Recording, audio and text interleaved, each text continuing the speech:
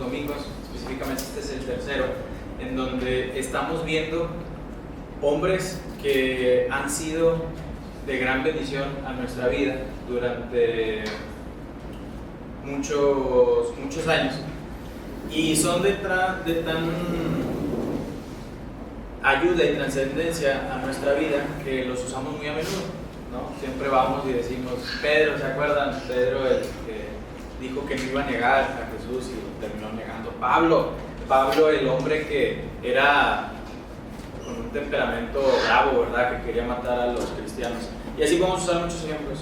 Y la idea es poder conocerlos un poquito más a fondo para repasarlos y ver algunas lecciones en la vida de cada uno de ellos. Hace 2 domingos se comenzó con Noé, ¿se acuerdan? Que vimos el tema del arca y quién era y lo que él hizo. La semana pasada vimos a Abraham y ahora vamos a estar viendo a José. Y si les parece bien, vamos a dar antes de comenzar. Señor, gracias por este tiempo, gracias por lo que tú nos permites hacer el día de hoy, por recordarte a ti. Gracias por los elementos que nos recuerdan un Dios que se interesó por nosotros, y te pedimos que en este tiempo, después de haber recordado tu obra en la cruz, al abrir tu palabra, tú nos hables, nos guíes y seas tú quien dirija este tiempo para que todo lo podamos hacer para tu honra y tu gloria, y que tu palabra sea la que nos hable el día de hoy. Nos encomendamos a ti, Padre. Gracias por este privilegio. Amén. Entonces, José es uno de estos personajes que en la mayoría de las personas cristianas, del mundo cristiano, por así llamarlo, es uno de los favoritos, tanto de niños. Yo me acuerdo cuando leía las historias de José, pues lo primero que se nos viene a la mente es su túnica, ¿verdad? Y sus sueños, por lo menos. Y en los adultos también José es una persona que es muy buscada, o sea, es muy mencionada por muchas cosas. Pero la realidad del interés de la vida de José es por el drama que hay en su vida, ¿no? Desde el inicio, que los versículos que estuve leyendo se me figuraba mucho a la vida del rey David, que es llamado desde chico y después mata a Goliat y después se hace rey, lo persiguen. Su vida realmente está como que llena de muchas historias muy padres, ¿no? Que por lo menos a mí me llaman la atención. José es uno de estos personajes. José también, su vida está llena de mucho drama y de mucho contraste. ¿Por qué contraste? Porque la vida de José está llena tanto de traición como de perdón. También su vida tiene sufrimiento, pero también tiene redención. Tiene soledad, la vida de José, pero también tiene momentos en donde la presencia de Dios está con él. Hay momentos en la vida de José donde existe la maldad a su alrededor, pero también el temor a Dios. Y como último, y creo que como énfasis a este mensaje, en donde vamos a intentar ver toda la vida de José muy rápidamente, es que en su vida hubo escasez y también hubo prosperidad. Y aunque la palabra prosperidad para muchos puede sonar como algo económico muy atractivo, me gustaría que a lo largo de su vida veamos qué tipo de prosperidad le dio Dios a José, ¿no? También algo interesante que me gustaría aclarar es que, así como yo recuerdo mucho a José por su túnica y sus sueños, mucha gente en el mundo secular recuerda a José por sus sueños.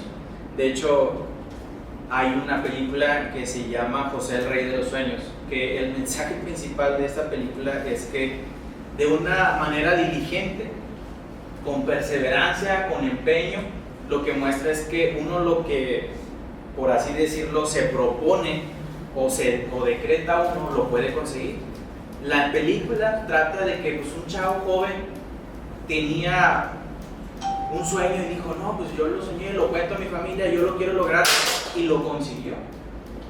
Y tristemente, el mundo ve que los sueños de José los ve como si dependieran de José mismo. Es decir, como si José por sus propias manos cumplió o podría cumplir lo que sus sueños decían. Pero tristemente esa no es la realidad. La realidad es que la historia de José nos muestra justamente los planes que Dios tenía para su pueblo. Génesis es el libro donde comienza la historia de la humanidad, pero también la historia de su pueblo, cómo lo empieza a formar desde la promesa que veíamos la semana pasada con Abraham, incluso desde Noé, que cuidó a un grupo de personas. Y José no es la excepción. La vida de José no se trata de lo que tú decretas, tú lo vas a conseguir, más bien como Dios desde el inicio muy joven de su vida, Dios tuvo siempre un propósito para él y los cumplió. Aunque digo, esto no es spoiler porque creo que la mayoría de las personas sabemos, ¿no?, que Dios cumplió su promesa. Así que esa es la historia de José y eso es más o menos lo que vamos a estar viendo, insisto, centralizados en el tema de cómo su vida fue próspera y en qué sentido fue próspera, es lo que vamos a ver. Pero antes de comenzar, y como la intención de estos mensajes es conocer al personaje, es ver quién era y qué había de trasfondo, me gustaría poner en contexto la vida de José. Para grandes rasgos o para entender un poquito lo que vamos a estar viendo el día de hoy, José es bisnieto de Abraham. Es decir, al personaje que vimos la semana pasada, Abraham, a quien se le dio la promesa, José es su bisnieto. Su abuelo es Isaac, el hijo de Abraham, y su padre es Jacob. Entonces, esto creo que es muy fácil de entenderlo, pero es importante porque José por lo menos está a 3 generaciones de la promesa que Dios le había dado a Abraham. Es decir, alguno de ellos iba a seguir esta ruta de ustedes serán como la arena, ¿verdad?, como las estrellas. Entonces era algo importante por lo menos para José, de un mensaje que se había estado pasando de generación a generación. Y lo vimos cuando veíamos el tema de la fe, como cada uno de estos hombres anhelaba esa esperanza, ¿no? Entonces, otra de las cosas que son bastante interesantes de la vida de José es que su papá, Jacob, fue un desastre. Jacob tuvo una vida, la verdad es que bastante curiosa, aún y siendo él el hijo de Isaac, que era el hijo de la promesa. La vida de Jacob estuvo llena de muchos altibajos, tantos altibajos que José tenía 11 hermanos. 11 hermanos por lo menos los que nosotros contamos, pero en realidad eran dos hermanos y José eran 13. Pero antes que pasemos a la siguiente idea que pensé que era la que iba a explicar, esta es la promesa que Dios hace a Abraham. Esta es la promesa que dice: mira ahora en los cielos y cuenta las estrellas si las puedes contar, y le dijo: así será tu descendencia. Así como las estrellas, Abraham, así va a ser tu descendencia. Entonces Dios estaba empezando a formar esto en la familia de Abraham. Y ahora sí empezamos con la familia de Jacob, que es bastante interesante. Jacob tuvo esta cantidad de hermanos, que la verdad es que son bastantes, por lo menos. Ya no es tan común tener todos estos hermanos. Curiosamente, Jacob tuvo 2 mujeres, 2 esposas, que las conocemos. Una de ellas era Lea y la otra era Raquel. Ellas eran hermanas. Ellas eran hijas del mismo papá. Entonces, lo que esto generaba es que los hijos de Lea, Rubén, Simeón, Leví, Judá, Isaacar, Zabulón y Dina, que fue la hija también de Jacob con Lea, José y Benjamín, por así decirlo, eran sus hermanastros. Tenían el mismo papá, pero no la misma mamá. Pero aparte de que eran hermanastros, eran primos, porque compartían, sus mamás eran hermanas. Entonces, realmente la vida de Jacob, sabemos la historia, que lo traicionaron a él, le jugaron mal y le dieron primero a Lea en lugar de a Raquel, porque Jacob había trabajado, ¿cuántos años? 7, por Raquel. La amaba a Raquel y dijo: no pasa nada, 7 años me lo chuto. Tanto la amaba que lo traicionaron y dijo: otros 7 años más, no pasa nada, me echo 14 años. Y en ese vaivén de las cosas salen las esclavas de Lea y Raquel. Estas eran siervas que dieron a luz también a Jacob. Entonces tuvieron de Bilha, tuvieron a Dan y a Neftalí, y de Silpa a Gad y a Aser. Entonces, imagínense que José en su casa convivía con primos y hermanastros, y también convivía con hijos que pues no tenían nada que ver, porque pues eran hijos de las esclavas de su papá, específicamente de Raquel y Lea, eran sus siervas. Hay una historia muy grande detrás de este contexto que podríamos pasar también una predicación hablando de esta vida de Jacob. Pero imagínense, sí, a veces con 4 en una casa, a veces con un hermano y 2 papás, a veces batallamos por ponernos de acuerdo. Imagínense esta familia y el despapalle que definitivamente era.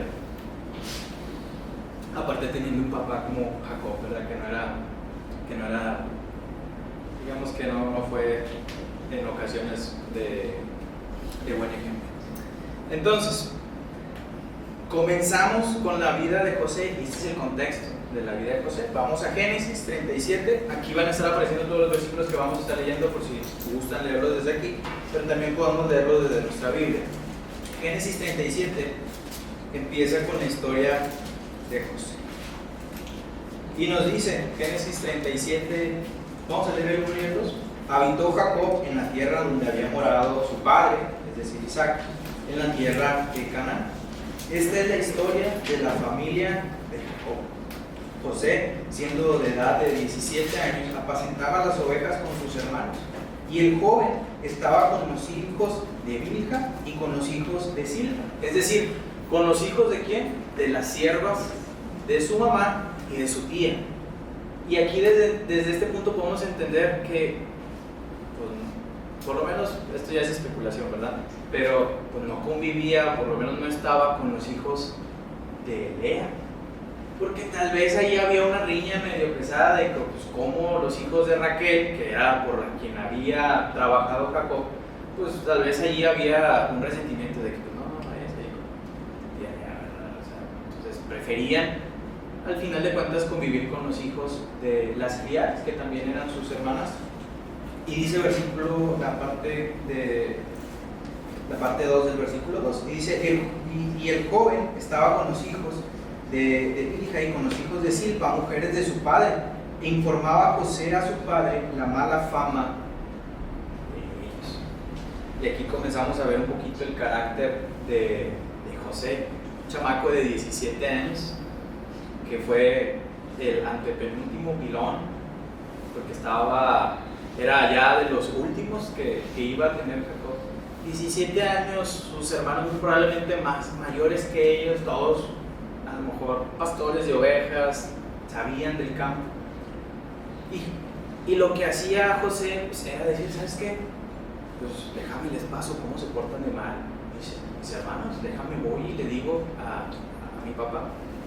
Entonces, podemos decir que José era un chismoso, pero quisiera hacer un paréntesis y decir que no era esto José, porque desde su temprana edad de 17 años ya se estaba viendo ese espíritu de José hasta cierto punto, de ir y hablar con la verdad, de ir y hacer lo bueno.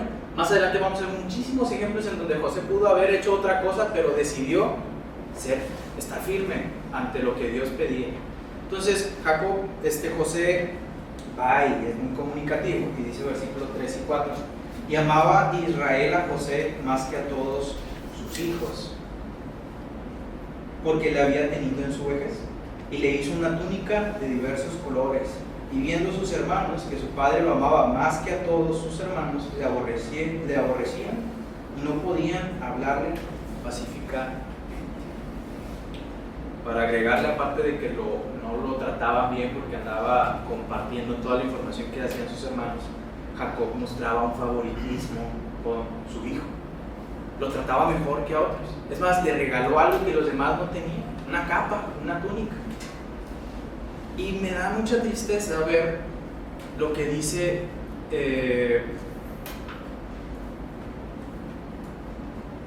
el versículo 4. Viendo sus hermanos que su padre lo amaba más que a todos sus hermanos, le aborrecían y no podían hablarle pacíficamente. Podemos imaginarnos cuántas cosas, pero que tus hermanos con los que vivías no te podían ni ver. Es decir, esta plática no era posible tener comunicación con el buen José. Y aparte de que compartía las cosas que ellos hacían para amolarlo un poquito más, José tuvo 2 sueños, y no lo vamos a ver a profundidad, pero tuvo 2 sueños, en donde estos sueños lo que decían es que su familia, sus hermanos y sus padres se iban a postrar ante José. Él de pronto un día tiene estos sueños y va y se los cuenta a sus hermanos, quizás emocionado, un chavito de 17 años, y decirles: ¿saben qué? Soñé que ustedes se van a inclinar ante mí y también mis padres. Eso para la generación y la cultura de ese momento era ridículo. ¿Cómo el patriarca se iba a inclinar ante un chiquillo de 17 años? Entonces, lo que sucede, justamente el versículo dice 18, pero es el 8. Le respondieron sus hermanos, del capítulo 37, perdón. Le respondieron sus hermanos: ¿reinarás tú sobre nosotros o señorearás sobre nosotros? Y le aborrecieron aún más a causa de sus sueños y sus palabras. Es decir, la relación de José y sus hermanos iba de mal en peor. Y para acabarla de molar, un día Jacob le dice a José: ¿sabes qué? Tus hermanos andan pastoreando, ve y échales un ojo. Ya que tú me traes siempre los informes, pues ve y a revisar qué están haciendo. José llega, quizás emocionado de ver qué estaban haciendo sus hermanos. Y cuando lo ven, dice versículo 18 al 20, cuando ellos lo vieron, que venía llegando con sus hermanos, antes de que llegara cerca de ellos, conspiraron contra él para matarlo.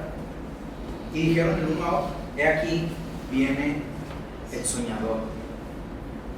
Y dijeron el uno a otro: ahora puedes venir y matémosle y echémosle en una cisterna, y diremos: alguna mala bestia lo devoró, y veremos qué será de sus sueños. José no iba a eso, pero sus hermanos ya estaban hartos de él, y el plan fue: vamos a matarlo. Vamos a matarlo porque ya nos tiene hartos. Pero Rubén casualmente dice: oigan, pues ¿saben qué? No hagamos esto. El mayor, el primogénito, el hijo de Lea, dice: no hagamos esto. No vaya a ser que venga un mal contra nosotros, mejor dejémoslo ahí en el pozo. Y Judá ve que vienen unos mercaderes, unas personas que venían de paso, y dice: pues ¿saben qué? Mejor vamos a venderlo, vamos a tener y obtener dinero de él, y así nos deshacemos. No lo matamos, no cae pecado contra nosotros, pero vamos a venderlo y nos deshacemos de él. Y lo venden a su hermano de 17 años porque estaban hartos de José. Y yo me imagino, quizás cuando están sacando a José de ese pozo, no sé si escuchaba él lo que estaban tramando, pero tal vez dijo: oye, a lo mejor llegó mi papá, a lo mejor llegó alguien y me van a sacar, ya me van a liberar. Y como paréntesis, pues cuando lo agarran y le quitan la túnica, yo estoy seguro que no le dijeron: a ver, José, ven, préstame tu túnica. Probablemente lo agarraron y lo golpearon porque lo querían matar. Entonces, tal vez José estaba golpeado en el pozo y sus hermanos lo empiezan a sacar, él sin saber qué estaba pasando. Tal vez ya me van a sacar, vino mi papá. Y sorpresa, lo estaban a punto de vender a los mercaderes. Y dice que se lo llevaron, lo vendieron y se quedaron con la túnica. Y yo nunca he tenido la experiencia, tampoco cercano, de alguien cercano a vivir un secuestro, ¿verdad? Pero estoy casi seguro que esto es una experiencia muy triste y muy terrible en la vida de las personas, sobre todo en las familias. Imagínense que vengan y te digan: ¿sabes qué? Lo privaron de su libertad, lo tienen atrapado. ¿Qué hace la familia automáticamente? Vamos a buscarlo. Incluso más allá de vamos a buscarlo, vamos a dar dinero para que nos lo regrese. Todas esas acciones son acciones para poder regresar con ese familiar. La familia de José no era así. Así como veíamos que al principio que la familia de José era un despapalle, ellos en lugar de ir y buscar a su hermano prefirieron meterlo. Nosotros vamos a hacer ese secuestro y vamos a meterlo. Ya no queremos saber nada. Y no sabemos cuánto tiempo duró desde Canaán hasta Egipto, pero probablemente fueron días en los que José no sabía a dónde iba. Insisto, un joven de 17 años que fue traicionado por sus hermanos, por su familia. Muy probablemente él, cuando iba en ese carro, se estaba preguntando: ¿por qué me hicieron esto? ¿Por qué mis hermanos, mi familia me acaba de hacer esto? Y más aún, ¿dónde están mis sueños? ¿No se suponía, Dios, que 12 me iban a adorar junto con mis padres? ¿Qué onda, Dios? Pueden comenzar los cuestionamientos. Y José es vendido y llevado a Egipto, a un lugar extraño para él, un lugar donde no hablan su idioma, un lugar donde es desconocido, y es vendido como esclavo. Es vendido como esclavo, y todas esas metas o promesas que él tenía o ilusiones que quería hacer se estaban viendo desmoronadas.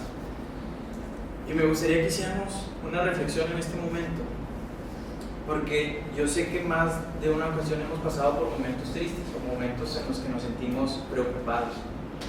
Quizás no como en la vida de José, pero justamente cuando suceden este tipo de cosas nos empezamos a preguntar esto: ¿existe Dios? ¿Existe Dios? ¿Dónde están mis sueños? José muy probablemente se pudo haber preguntado por qué Dios dejó que pasara esto. Y bueno, vamos a responder a la pregunta de que Dios sí existe. ¿Okay? Dios sí existe. ¿Acaso estoy pagando estas consecuencias con Dios? ¿Acaso es un castigo? Más de nosotros hemos pasado por esta situación y podemos decir: pues ahora qué hice. Yo a veces tenía ese mal concepto cuando estaba tan chiquito que me caía o me pegaban o me pasaba algo y me acordaba de algo que había hecho en el día o en la mañana y dije: con razón, no lo debía haber hecho. Porque relacionaba, yo decía: este es un castigo divino, este es un castigo de Dios por haberme portado mal. Pero esto es triste porque a veces el sufrimiento justamente nos lleva a dudar de Dios, nos lleva a pensar que Dios no está haciendo bien las cosas. Y en la vida de un joven de 17 años, esa pudo haber sido la pregunta también: Dios, ¿qué onda? ¿Por qué haces eso? Pero la realidad de todo esto es porque Dios estaba permitiendo esto en la vida de José.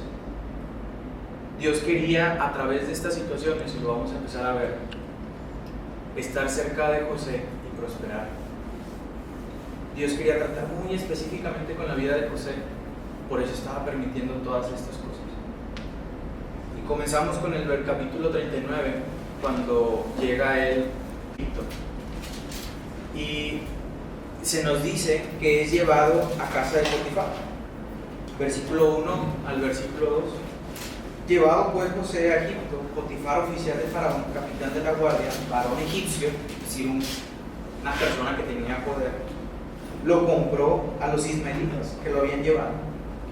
Mas Jehová estaba con José, y fue varón próspero, y estaba en la casa de su amo, el egipcio.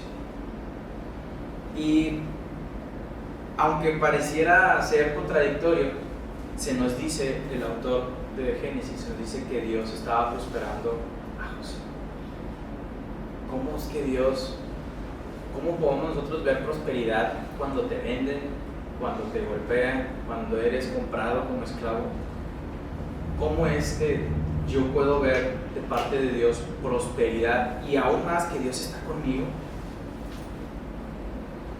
¿cómo Dios puede estar? ¿Cómo puede decir esto que Dios está conmigo si me está yendo fatal? Pero ¿qué tipo de prosperidad tenía José? Empezó a comprar carros, empezó a comprar casas, dice el versículo 3. Y vio su amo que Jehová estaba con él nuevamente.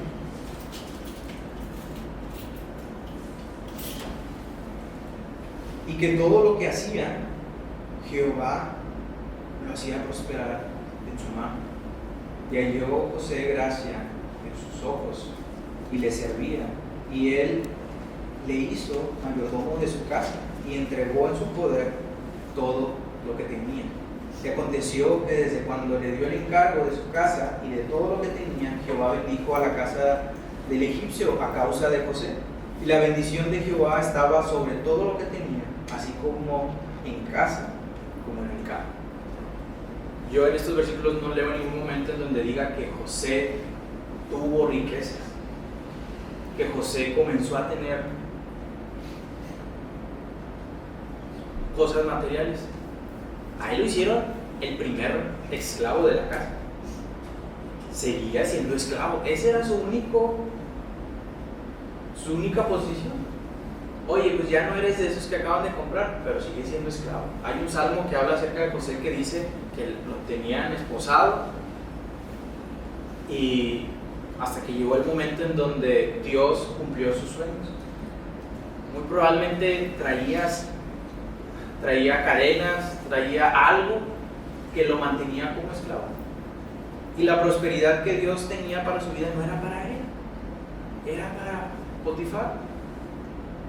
Pero es interesante, hermanos, que aún y en esta situación José hacía lo mejor. José le echaba ganas. José trabajaba. Porque había sido vendido, había sido traicionado, pero él se seguía esperando. Y eso generaba que Dios lo prosperara, todo lo que él hacía. Y me gustaría más que tuviéramos esto en mente, que la prosperidad nunca fue para José, sino que fue para los que estuvieron alrededor de él. Eso era prosperidad. Nosotros tenemos el concepto de prosperidad hoy en día, tener un carro, tener cosas, y está bien, eso está bien, no está mal. Pero es egoísta a veces, en cierto sentido. A veces nos olvidamos de lo que está a nuestro alrededor. Y llegó el momento en donde José es el primer esclavo de la casa y llega la mujer de Potifar. Se nos dice que José era un hombre de hermoso semblante y bella presencia.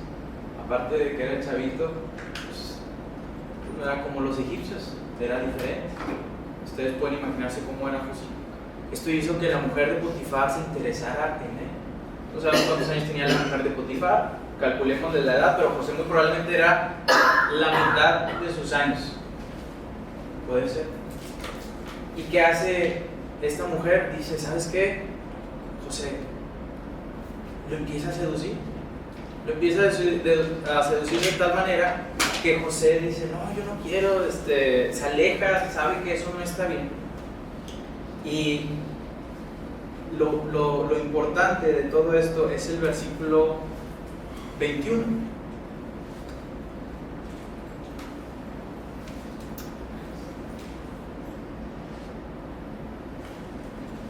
No lo tengo aquí en la...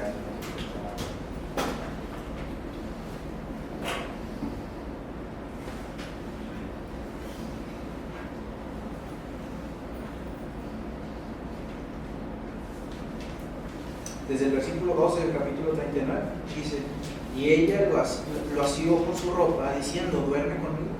Entonces él dejó su ropa en las manos de ella y huyó y salió. Pero previo a esto, en el versículo 9, hermanos, desde el versículo 7, dice, aconteció después de esto que la mujer de su amo puso sus ojos en José y dijo, duerme conmigo. Él no quiso. Y dijo la mujer de su amo, he aquí que mi señor no se preocupa conmigo de lo que hay en la casa, y ha puesto en mi mano todo lo que tiene. No hay otro mayor que yo en esta casa, y ninguna cosa me ha reservado sino a ti, por cuanto tú eres su mujer. ¿Cómo pues haría yo este grande mal y pecaría contra Potifar? contra Egipto. ¿Cómo yo podría pecar contra Dios? Y es bien interesante cómo le da primero la autoridad a Potifar, que era su jefe. Le dice: a mí me puso sobre todas las cosas en esta casa, menos me dijo que tú no. Y aparte de que yo estoy obedeciéndole a él, ¿cómo puedo yo faltarle a mi Dios? José, pero estás en Egipto. ¿Quién se va a acordar de que tenías un Dios? Yo no puedo faltarle a mi Dios. Aún en estas circunstancias, José pudo haber dudado de Dios y hecho lo que él hubiera querido, pero como acabamos de leer en el versículo 2, nuevamente ella se interesó en él. Dice entonces el versículo 12: entonces él dejó su ropa en las manos de ella y huyó. Y cuando vio ella que le había dejado su ropa en sus manos y había huido fuera, llamó a los de la casa y les habló diciendo: mirad, nos ha traído un hebreo para que hiciese burla de nosotros. Vino él a mí para dormir conmigo, y yo di grandes voces. Y viendo que yo alzaba la voz y gritaba, dejó junto a mí su ropa y huyó y salió. Y versículo 17: entonces le habló ella las mismas palabras diciendo a Potifar: el siervo hebreo que nos trajiste vino a mí para deshonrarme. Y dice el versículo 19: y sucedió que cuando oyó el amo de José las palabras que su mujer le hablaba diciendo: así me ha tratado tu siervo, se encendió su furor y tomó su amo a José y lo puso en la cárcel donde estaban los presos del rey, y estuvo allí en la cárcel. Y es interesante que José, que iba un poquito a la alza en la casa de Potifar, nuevamente tenga que estar viviendo una situación desagradable, más porque son mentiras, y más porque hasta cierto punto fue traicionado también por Potifar, porque Potifar le había dado todo. O sea, Potifar sabía que Dios estaba con él y prefirió creerle a su mujer. ¿Y qué hizo José? Vámonos a una de las peores prisiones, porque ahí están los presos del rey, aquellos que han atentado, aquellos que han hecho crímenes que el rey castiga y pone en la cárcel. Entonces José es llevado a un lugar que ni merecía, a un lugar donde, pobre chavo, pues él había sido vendido por sus hermanos nada más, y ya también estaba en la cárcel como un criminal, como uno más. Y se nos dice que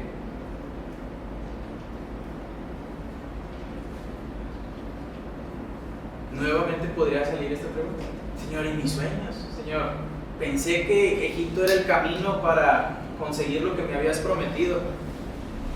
Dios, ¿qué pasó con tu revelación? ¿Qué pasó con esos sueños que me habías dado?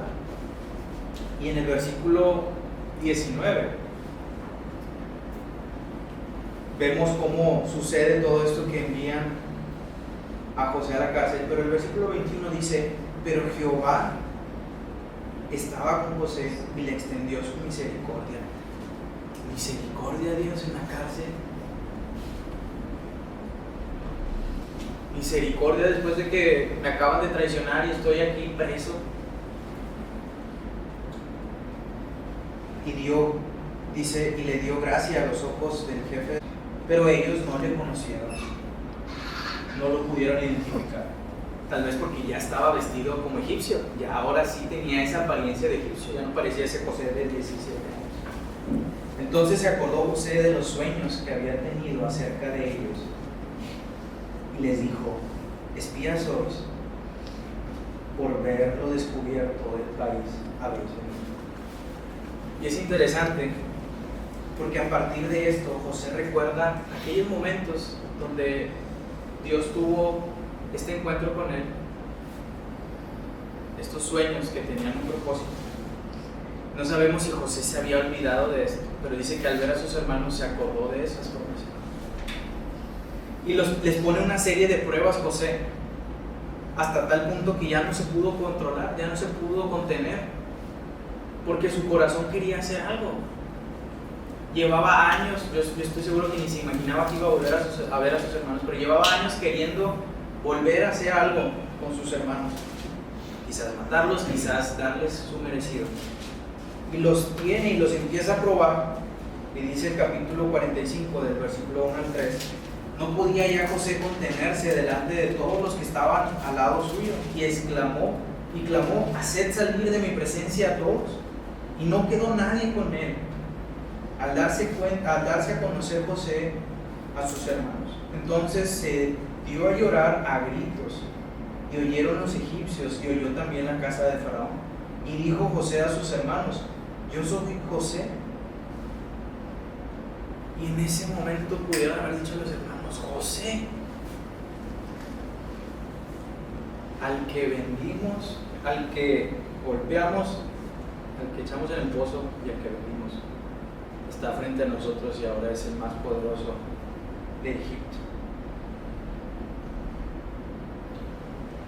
Y les dice, versículo 5: ahora pues no os entristezcáis, ni os pase de haberme venido acá, ni os pese de haberme venido acá, porque para preservación de vida me envió Dios delante de vosotros. Versículo 7: y Dios me envió delante de vosotros para preservaros posteridad sobre la tierra y para daros vida por medio de gran liberación.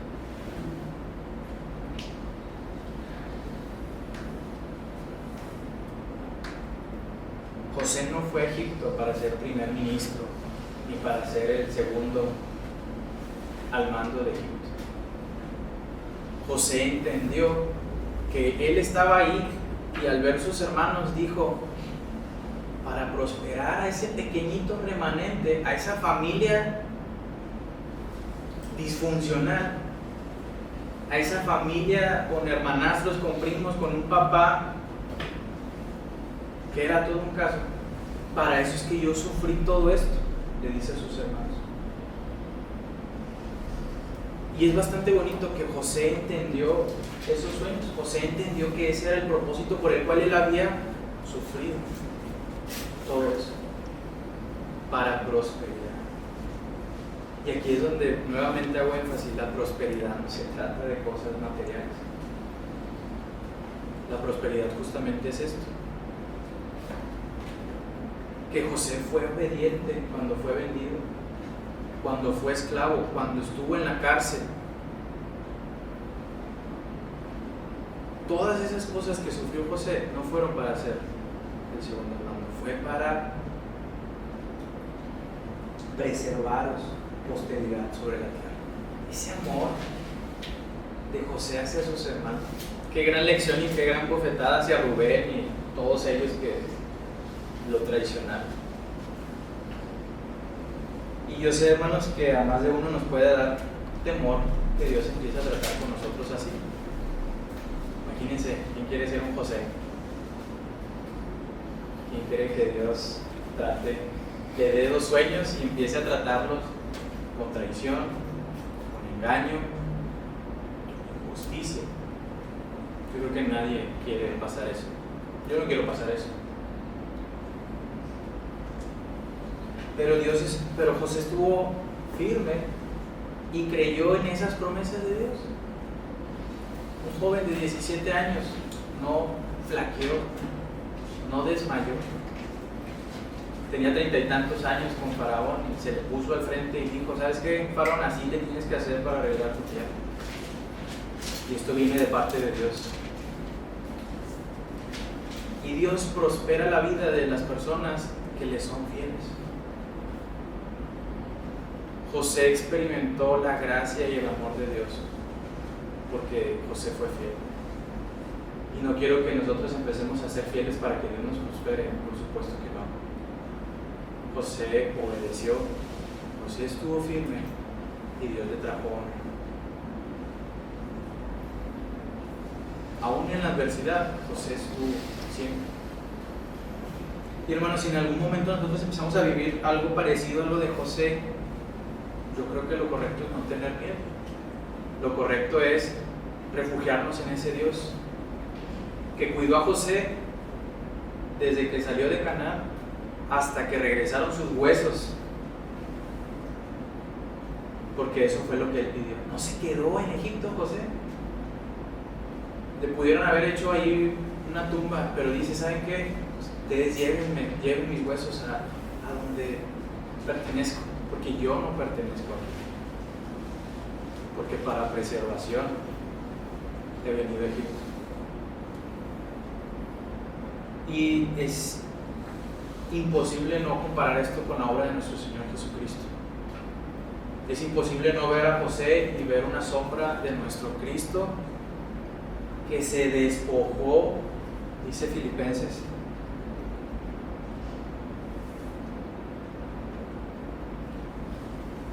siendo en forma igual a Dios, teniendo todo.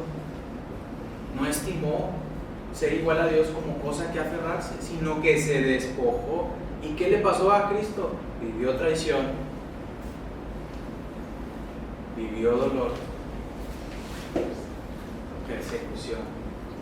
¿Por qué? Para preservación de su pueblo.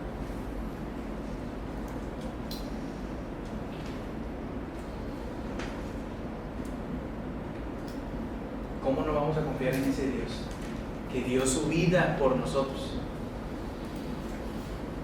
que prefirió morir en una cruz, como nos compartieron en la mañana, manchado de nuestro pecado, para preservación de su pueblo?